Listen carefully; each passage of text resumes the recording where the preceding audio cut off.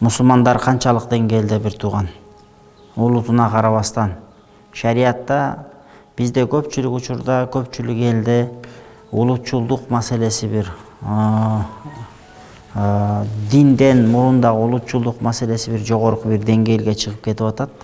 Бирок бул тилекке каршы исламдын таалим тарбиясы ага каршы. Исламда эч качан улутка бөлгөн эмес.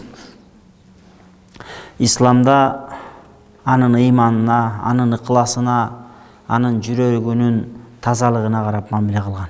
Пайгамбарыбыздын жанында Салман аль-Фарси деген адам жүргөн. Сухайбун ар-Руми, Римдик Сухайб деген адам жүргөн. Аны эч ким сен Римден келгенсен бөлөксүң, сенин улутуң бөлөк деп аны жекирген эмес, тетиринче Сухайбун ар-Руминин исламдагы орду, Салман аль-Фарсинин исламдагы орду. Пайгамбарыбыз алейхиссалам Салман аль-Фарси кирип келсе, өзүнүн жанына отургузуп, сыйлап, кадырлап, кастарлап алган.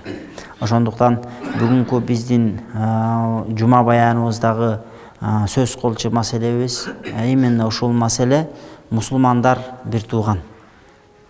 Ал улутуна карабайт. Ал кыргызбы, өзбекпи, тажикпи, уйгурбу, казакпы, оруспу, кытайбы, кайсыл улуттан болбосун, алар бир тууган. Аллах Таала Куранда айтат: «Иннамал муъминуна ихватун».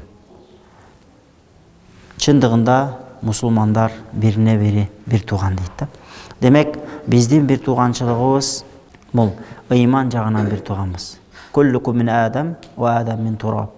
Бардыгыңар Адам атадан жаралгансыңар, Адам ата топурактан дейт. Демек, бардыгыбыздын түпкү атабыз бир. Бардыгыбыз бир элбиз, бир журтпуз. Иннама халакнакум шуубана кабайла литаарафу инна акрамакум индаллахи аткакум дейт. Чындыгында мен силерди шууб, журт кылып, кабайл, уру кылып, улут кылып жараттык. Литаарафу, бириңер менен бириңер барды келди мамиле алака кылыш үчүн. Инна акрамакум индаллахи аткакум, не Аллахтын астында силердин эң кадырлууңар, эң улууңар бул не? Аткакум. Кудайдан көбүрөөк коркконуңар. Демек, шариаттын назары боюнча кимде ким Кудайдан көбүрөөк коркуп, Кудайга көбүрөөк такыбалык кыла турган болчу болсо, Кудайдан көбүрөөк иймене турган болчу болсо, Кудайдын көбүрөөк парз амалдарын аткара турган болчу болсо, мына ошол Кудайдын астындагы эң бир сүйүктүү пенде болуп эсептелет.